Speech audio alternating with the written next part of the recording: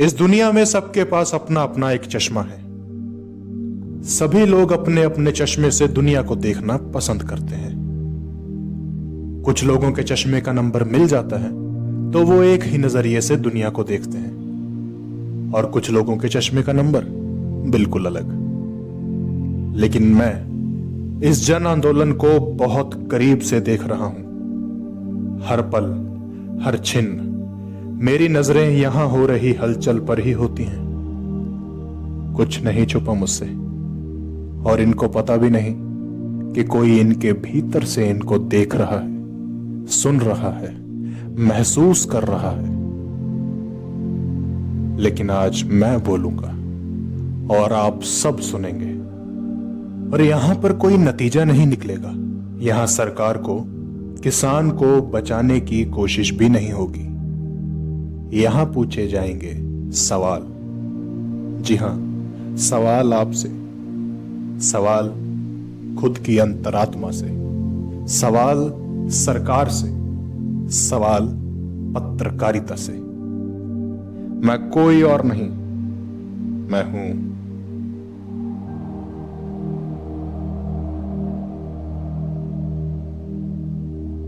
उस दिन भी मैं यहीं था, इनके बीच, इनके साथ। और सुनने में आया कि कुछ लोगों ने उस दिन तिरंगे का अपमान किया। किसने किया अपमान? क्या इन लोगों ने, जिनके बेटे बेटियां इस तिरंगे में ही लिपट कर आते हैं?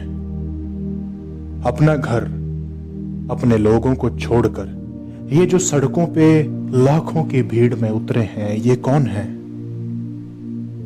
इनकी आंखों में ये इंतजार, ये किसका इंतजार है? क्या हाथों में तिरंगा लेकर, सर पे कफन बांधकर जिंदगी और मौत के रास्ते पर ये लोग मंजिल ढूंढ रहे हैं? आखिर क्यों करेंगे ये उस देश के राष्ट्रीय ध्वज का अपमान, जिस देश का पेट भी यही लोग भरते हैं? उस दिन अपनी अपनी सवारी को तिरंगे से सजाकर क्या ये लोग तिरंगे का अपमान करने निकले थे?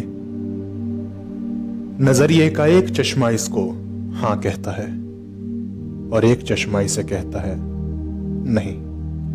इस हां और ना में सच क्या है? इनकी उम्र के तकाजे से क्या ये अंदाजा लगाया जा सकता है कि ये लोग किसी को ठेस पहुंचाने के लायक हैं? उस राष्ट्रीय ध्वज का अपमान करने वाले क्या यही लोग हैं, या फिर कुछ गर्म ख्याली लोग? ये लड़ाई है या अपने हकों की मांग? क्या वाकई में ये एक सुरक्षा है, या फिर इन लोगों की मौत का इंतजाम? क्या इनकी गोलियों पर इनमें से किसी का नाम लिखा है? सड़कों पर अपने विरोधियों को खाना खिलाने वाले ये लोग क्या आतंकवादी हैं? क्या नक्सलाइट हैं? क्या ये देश विरोधी हैं? अगर ये आतंकवादी हैं, नक्सलाइट हैं, देशद्रोही हैं, तो फिर किसान कौन है? क्या ये अगर किसान का पहरावा नहीं है तो किसका पहरावा है? सोचने वाली बात तो यह है कि ये सब गणतंत्र दिवस वाले दिन ही क्यों? उस दिन से पहले और आज भी वही लोग वहां बैठे हैं। पहले कुछ क्यों नहीं हुआ, और अब कुछ क्यों नहीं हो रहा? कोई खराबी, कोई तोड़फोड़ हुई है क्या? तो फिर ये सब उस दिन ही क्यों? क्या कुछ विरोधी लोग इस घटना को अंजाम देने के लिए उस दिन का इंतजार कर रहे थे? क्या कुछ गर्म ख्याली लोगों ने इस जन आंदोलन की प्रतिष्ठा और मर्यादा को भंग करने की कोशिश की थी? जरा सोचिए कि इन सब चीजों से फायदा किसको होगा? क्या किसान खुद चाहेंगे कि हमारी ये लहर, हमारा ये जन आंदोलन टूट जाए, बिखर जाए? उस दिन जो भी हुआ उसका नुकसान क्या इस आंदोलन को नहीं है? अगर हां, तो फिर कोई अपना नुकसान खुद अपने हाथों से क्यों करेगा? इस बात पर गौर कीजिए कि क्या सब किसान अपने तय किए गए रास्ते से अलग हो गए थे। जैसा कि बताया जाता है कि कुछ किसान अपने तय किए गए रास्ते से अलग हो गए, लेकिन जो 90% किसान अपने रास्ते पर जा रहे थे, क्या किसी भी नेशनल मीडिया ने उनके बारे में बताया? क्या उनको एक बार भी दिखाया? क्या कारण था कि उस दिन लाल किले पर सिपाही बहुत कम थे? उस दिन ही लाल किले का दरवाजा क्यों खुला छोड़ा गया था? यह एक इत्तेफाक था या फिर किसी विरोधी दल की सोची समझी साजिश?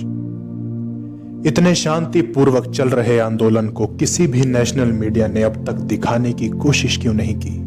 दंगे, फसाद, लड़ाई, झगड़े, ये सब कुछ आपने पहले भी सुना होगा, लेकिन क्या इस आंदोलन में एक भी इज्जत बेइज्जत हुई? क्या कोई दुकान लूटी? क्या कोई तोड़फोड़ हुई? लोकतंत्र राष्ट्र में एक नागरिक को इस देश की राजधानी में आने से क्यों रोका गया? यदि ये लोग गलत हैं, तो क्या इनको समझाने का सिर्फ एक वायलेंस का ही रास्ता है? पानी की बौछार, आंसू गैस के गोले, पुलिस की मार सहकर भी उनको खाना खिलाने वाले ये लोग सोचिए कौन है।